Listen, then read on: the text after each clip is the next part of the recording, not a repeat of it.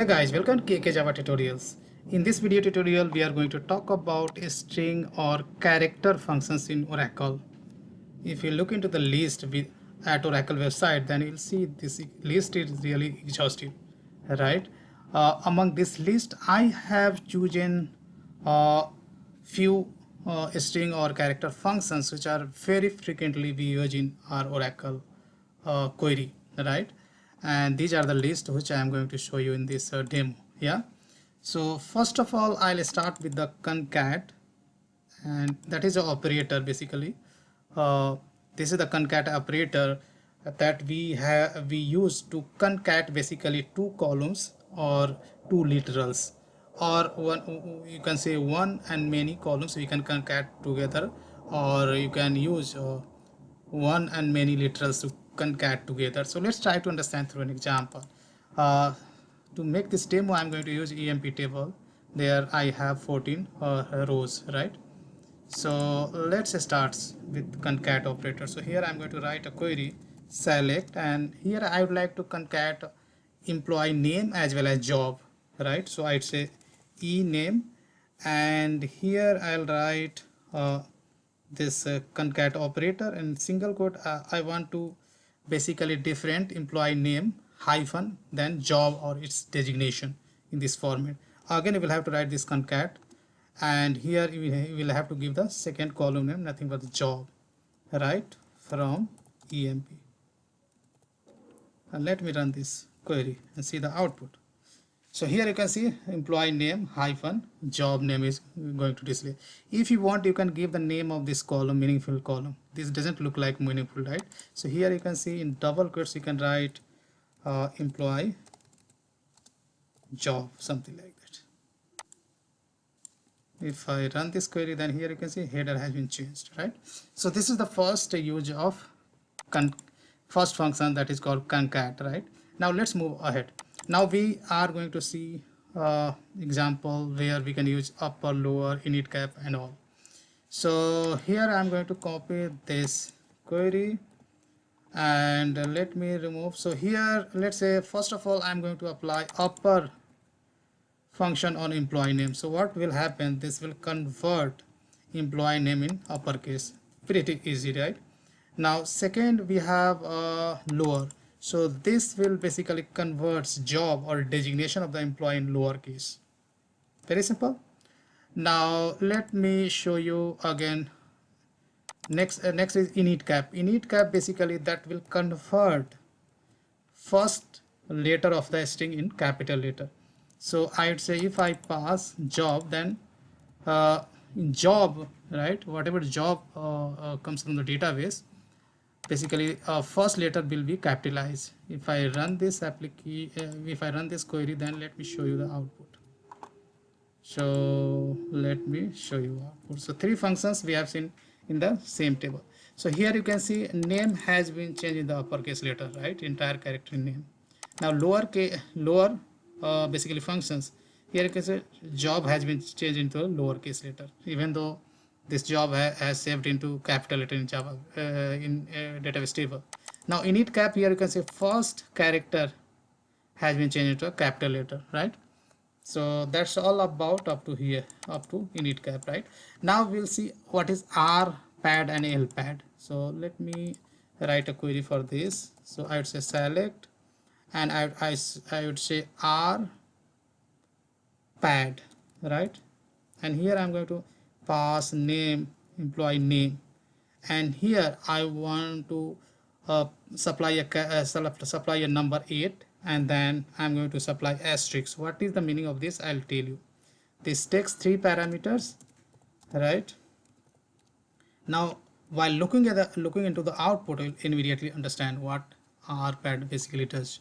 So here employee name is nothing, it is a column which brings all the employee name from the database. Here 8 I have given the, so I need to get the so length of ename I want to make as 8 characters long. If length is not 8 characters long, then what I'm telling to this rpad, fill right side character with asterisk. That's it, right? So here you can see all name has been displayed 8 characters. If length of name is less than 8, then write character is filled with the asterisk. Similarly, very much similar is lpad, right? So instead of this asterisk putting on the right side, that will put on the left side. That's the lpad. So if I run lpad, then here you can see left side filled with the character to make a length to make a name length 8 character long, right? So that's all about rpad and lpad. Now we have a r trim, l trim, right? So that's pretty simple. Let's try to understand. Like I'm writing a query select let's say dname from. So rather than selecting dname, I will make use of r trim, right? So first of all, I'm going to display dname in full form. Then I say r trim, and here I'm going to pass dname, right? And I would say we want to trim ng from department name, right? Ng, and I will give alias name as short name,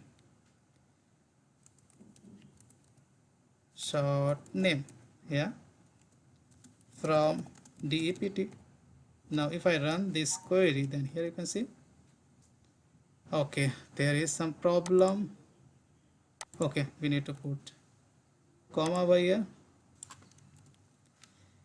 So here is still problem. Let me format this query, and then if I run, then this will give me the exact line number.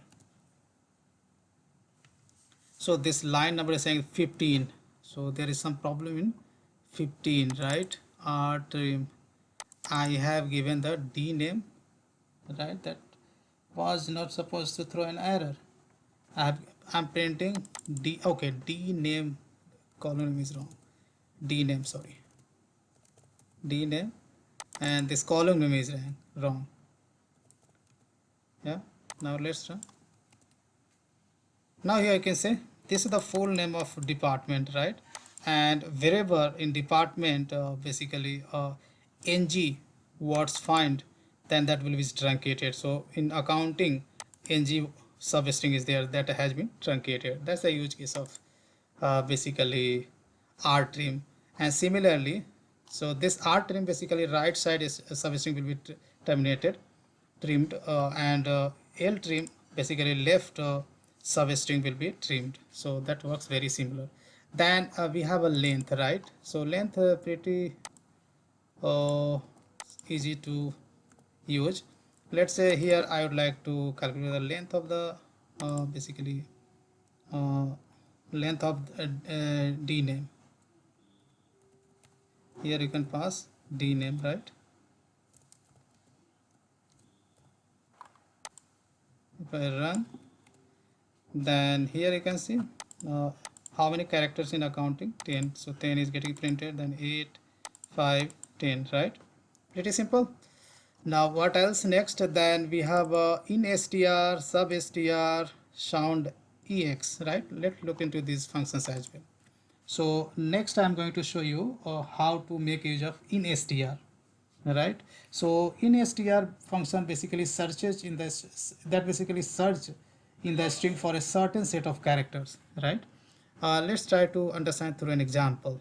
So select, okay, select I would say in str, and here I'm going to specify, here of course you can specify a column name as well, but here I'm going to just specify a string literal New York, okay, and whatever substring or character you want to search, that you can supply in the single quote. So I would like to select the W in this string literal from dual. So if I run, then here you can see this will return the index. So index of W is 3. So that index has been returned. Yeah. Now what else next? We will see next is a sub str, right? So this function basically returns part of the given string starting from a particular position. Let me show you through an example. So here I'm going to use sub str. So basically if you want to find, if you want to find substring within the given string literal or Of course you can apply on the column name as well. So here I want to extract substring out of a string. So I'd say 4 comma 3. So what I'm telling, give me a substring which start from index 4. So 1 2 3 4 start from here, and next 3 characters, so up to here. If I run, then you can see substr will return substring according to a specified index that starts from the next 4 and next 3 characters. Yeah, that is all about substr. Last but not the least, we will talk about the sound ex. So let me show you first of all example, then I'll explain you. So I'll say select ename from emp where sound ex or say ename equal to